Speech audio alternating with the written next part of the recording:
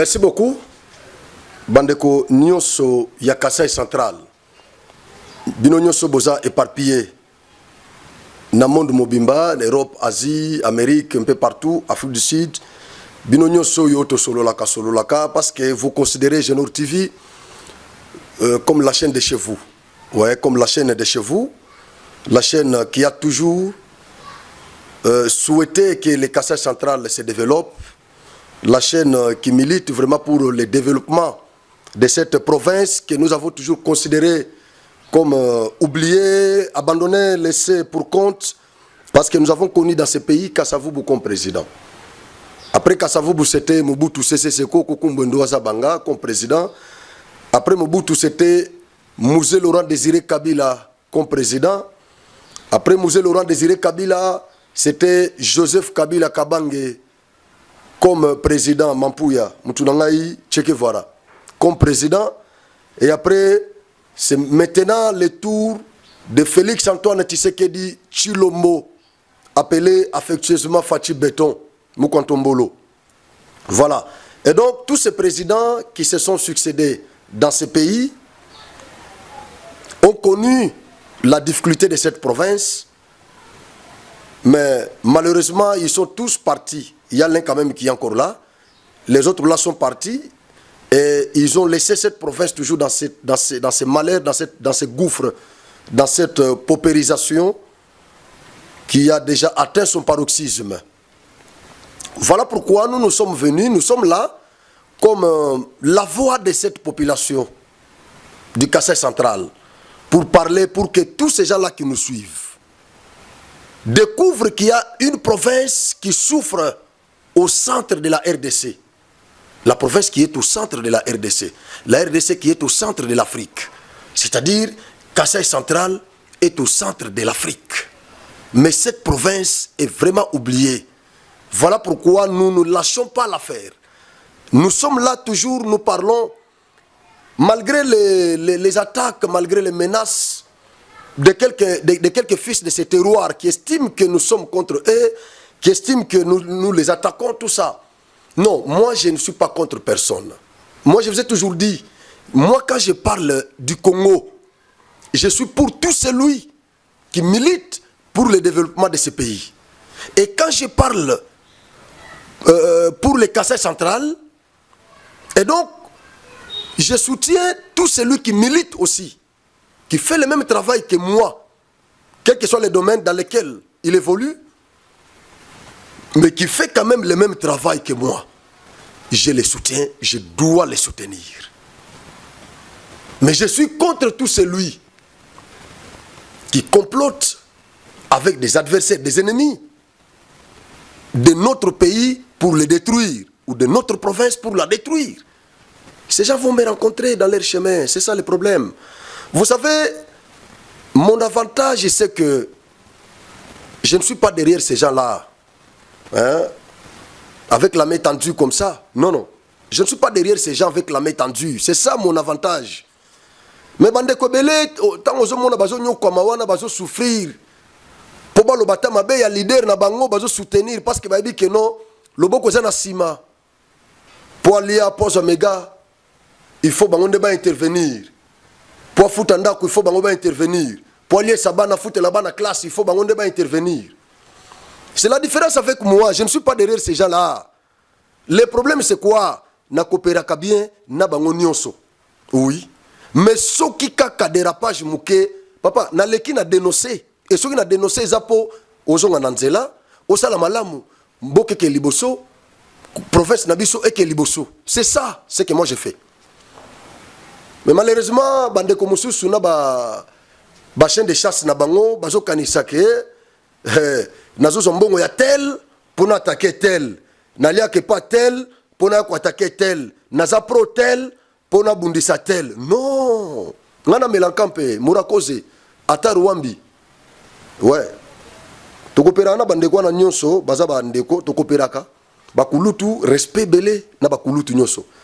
Ba master respect na ba master baleki lokwa baleki. Ouais, ngaza ndenge wana. Do bolongola ngai nde na liste wana yake aliaka po aloba te bolongola ngai na liste wana mais soki pende ko moko alobino moi na mai boulozo sala penda pour na Kasai central pour na Congo eza malamu en tout cas somba pata moi miliki et que ça la plaisir eza mabete en tout cas et que ça la plaisir eza mabete mais eza corruption te ce qu'a pensé on a idée que non akanga munoko penza non non munoko penza pour kanga franc munoko penza okanga franc munoko mbanga neti na film pour kanga franc munoko penza en tout cas eza nzimwaka. Alors nazala Kasai central comme je vous ai dit gouvernement sika kalate zobima nasala ke mission wa na Soleil Ntumba tolobaki loba makambo ebele tout ça comme d'habitude quand eto mesana koloba loba ezaki mbodi na mbodi ouais mbodi na mbodi na sepeli Israël mutombo bafongoli balongoli ba mesure wana ba sanction likolo ya émission na ya bosolo na politique. J'étais parmi les gens qui l'avaient soutenu na difficulté na rencontre qui alors balongoli yango moya kolo bambodi balongoli naza focaliser na Kasai central émission yo eza ya kananga tabala gouverneur ayaki na Kasai central ba centre Kasai bayambaki na adressaki message moko epanaye na émission moko nazoki ma ba retomber ya message wana siko na ye awa pona kolobela IDPS oza soki na 3 présidents na province ya Kasai central émission mona salaki awa na ibisaki bino ke bandeko ya IDPS na Katanga ba militaire IDPS bake kota ensemble pona nini parce que l'assemblée provinciale ya Katanga il fallait ki ba voter Edi Moko oyo elingaki kopekisa ba motard circulation na bango na centre ville ya Lubumbashi parce que baza la base ya ba désordre ebelé selon ba autorité ya au Katanga. Alors parmi ba députés oyo ba votaki pona Edi wana ba député IDPS ba figuraki na liste wana mais ba député ensemble ba boyaki ba bino nano bo créer emploi te pour ba motard wana mais pourquoi siko bino boko zoa décision ya ko empêcher bango ba circuler na kati ya ville ndeseka balelaka kaka maloba ya ensemble wana ba militant IDPS ba profiter nango ba boy IDPS ba lobby IDPS ba koti pouvoir to somba ba t-shirt na opposition mais les autres ont na pouvoir IDPS azo la biso ba décision ya ko empêcher biso circulation na kati ya ville tango bayaka na ba aéroport biso ne to kenda ko yamba bango alors to boy IDPS to ken ensemble na loba ki yango déjà na sala ki émission na tuna ki sériellement baza ba to IDPS ou bien baza ba infiltrer manipuler utiliser baza ba infiltrer utiliser pour na ko éclabousser IDPS les partis au pouvoir ou bien baza ba ramassi ba koti kuna ba tchebangolar bakota kuna après ba bima basa déclaration on ne sait pas mais biso to raconta kande ba fait siko na Kasai central banda déplacement ya noyi na ngai président Gabi akena Europe na début ya manda ya John Kabeya IDPS etikala ndenge wana eza diriger soki na présidium quelque chose comme ça donc baza na gestion collégiale. Professeur Touloume, yene mutozo chapeauté parti local intérimaire. Après, a suivi ce qui n'a pas vice-président, mais professeur on dirait ça la pena mingité, mais vice-président on a ba yoka na trop. Yango na lobby qui est un système collégial.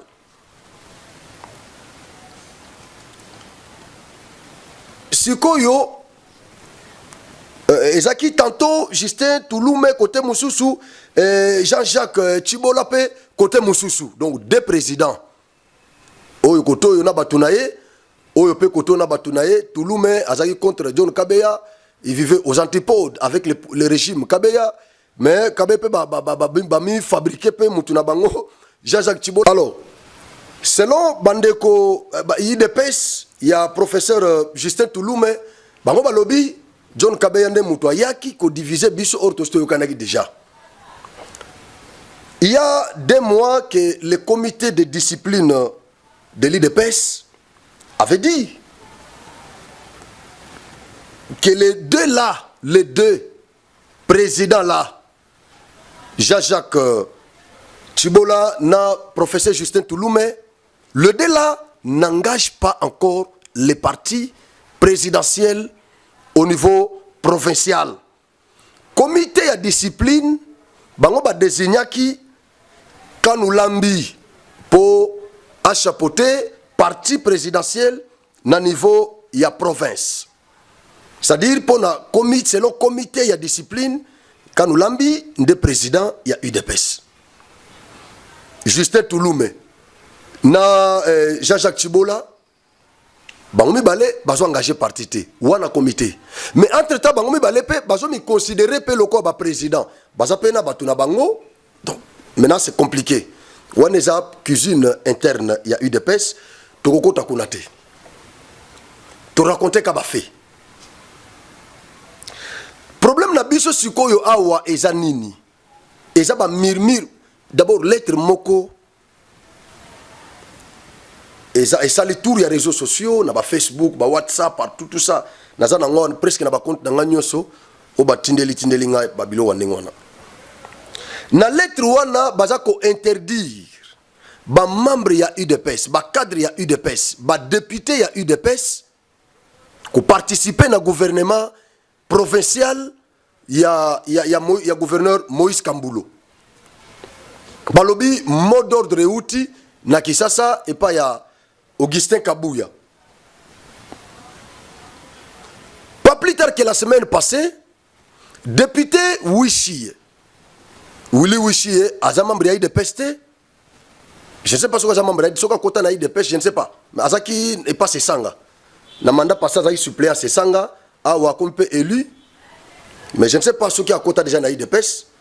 Loko Lazana, mésentente, na président et assemblée provinciale, à Lansaki, appelle Moko Naba député, il y a eu de pèse. Ba kota na gouvernement, il y a Moïse Kamboulote. Loko la Wishi, Azaki, membre du gouvernement, John Kabeya, Basalaki campagne, na John Kabeya, Azamutu John Kabeya.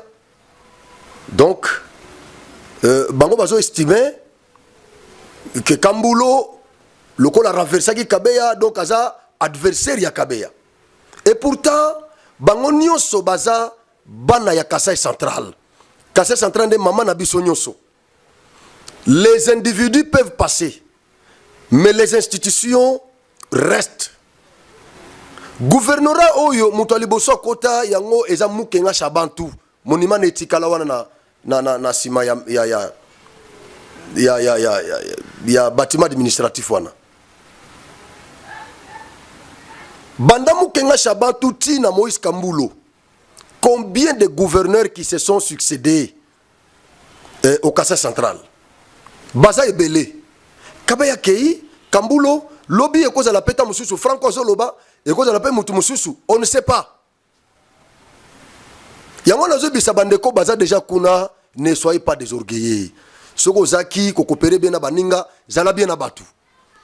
Parce que et si koza mutumoko yeba kite ko yoko zala wana et début na yo yeba ni mesuka yeba nité kabe ya kota kina na impact mesuka ki mabe au comme on appelle lobby masolo changer au moins pe mona mai à récupérer pe place eza masolo donc ba institution etikalaka mais ba individu ba lekaka obotamaki na institution te okuta kinde institution. Et comme ici, le roi Kambulo na Kabeya, basa adversaire.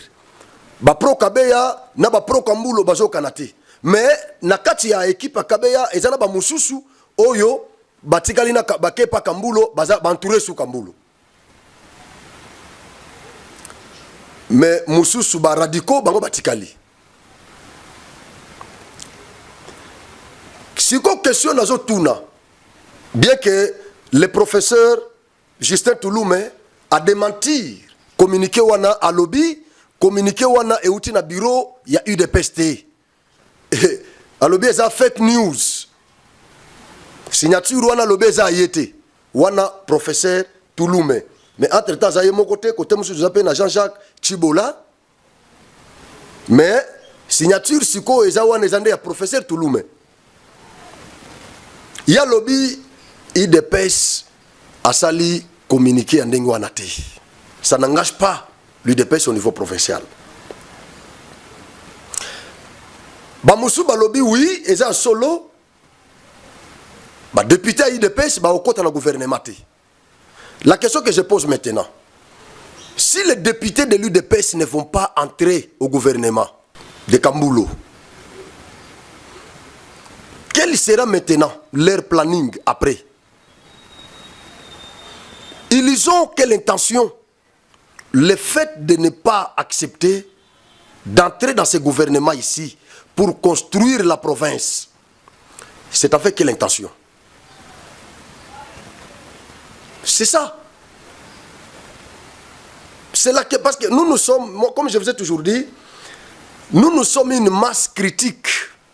Quand vous refusez d'entrer au gouvernement provincial pour construire la province, c'est avec quelle intention? Et donc, vous voulez rester à l'opposition contre le gouvernement mis en place légalement pour mettre les bâtons dans les roues. Et quand vous allez le faire, qui seront perdants? Et c'est vous ou c'est nous les citoyens lambda? Vous êtes déjà au pouvoir quand même. Vous êtes rémunérés par l'État. Alors quand vous refusez d'entrer là-bas, je ne sais pas si c'est vrai. Et ça, c'est une hypothèse. Dans une hypothèse, il y a que ça vrai. Dans une hypothèse, il y a que ça vrai. Baboui, Koko, dans le gouvernement. Balani mot d'ordre. Il y a honorable Willy Wishi. Baboui, Koko, dans le gouvernement, il y a Kamboulo. Intention à Bango Zanine. Ba renverser bureau, il y a assemblée provinciale. Ba installer bureau à Sika. Oyo ekozala soutenu par John Kabeya. Na équipe naye. Après ba renverser Sikoyo. Gouverneur Kamboulo. Et Zanini. Parce que Tozo Mituna. Biso nyonso toza ba na Kassai central. Nous avons le droit d'en parler. Mutu moko ko pekisa muninga ko sala critique azate. Azate papa, ceux qui ont na sima ya Kamboulo. Ko pekisa ngaite na critiquer Kamboulo, na critiquer gestion nae. Ceux qui ont na sima John Kabeya. Ko pekisa ngaite na critiquer gestion John Kabeya. Non, parce que na yo na ngai toza ba na Kassai central. Quand ça ne marche pas, nous sommes tous des victimes. Parfois, vous êtes victime consentante. Vous avez accepté l'échec là, mais vous vous retrouvez dans cet échec. Mais moi, je n'accepte pas. Oui, moi, je ne suis pas victime consentante. Je souffre, mais je t'applaudis. Toi, tu me diriges. Tu es censé me construire les routes, me construire les hôpitaux, me donner de l'eau potable, de l'électricité. Tu ne le fais pas, mais je t'applaudis. Quand même, tu viens à l'aéroport, je dois payer mon transport à mes risques et périls pour aller t'accueillir. Je te chante, je te loue, je te vénère. Et quand tu détournes, tu remplis tes poches, tes comptes bancaires gonflent, et moi, chez moi, je vivote avec les enfants. Et demain, quand tu viens encore à l'aéroport, on nous appelle, je paie mon transport, je pars encore t'accueillir. La victime consentante, ce n'est pas Franck. Moi, quand je vois, je dénonce. Quand c'est bon, je dis c'est bon. Quand c'est mauvais, je dis c'est mauvais. C'est ça, moi. Alors, si tu es derrière Kabeya, ne m'interdis pas de parler, parce que c'est un homme public. C'est un homme public. Il est critiquable. Oui, Kabeya est critique. Ça peut être positivement ou négativement. Alors, vous n'allez pas nous interdire de commencer à de parler de lui ou de parler de sa gestion, tout ça, non. La chose qu'il a gérée, c'est la chose publique, la res publica. Ça nous appartient. Ma foi. Kamboulo est là. Nous allons parler de sa gestion, papa. Si vous êtes pro-Kamboulo, ce n'est pas un problème. Vous défendez Kamboulo. Avancez les moyens de défense. Il n'y a pas de problème. Mais nous allons parler. Oui. Mais moi et vous, nous n'allons pas nous insulter, nous n'allons pas nous entretuer parce que j'ai cité Kambulo, parce que j'ai cité Kabeya, parce que j'ai cité telle personne. Non, Tshisekedi est là. Tshisekedi est là. Il n'y a personne qui est critiqué au Congo ici comme Tshisekedi. On parle de Tshisekedi partout, même les mouches parlent de Tshisekedi. Mais lui-même n'a jamais tué quelqu'un. Il n'a jamais fait arrêter quelqu'un. Laissez ces intimidations-là, ce n'est pas... Tout le monde appelle Obimisi Misisa, au défendre.